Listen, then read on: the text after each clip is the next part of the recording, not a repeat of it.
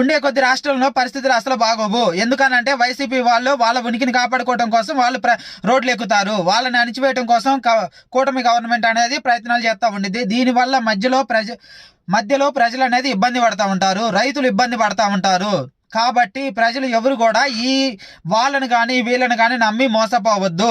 మీకు ఏదైతే కావాలో అది గవర్నమెంట్ మెడలు వంచి మరి మీకు కావాల్సింది మీరు సాధించుకోండి.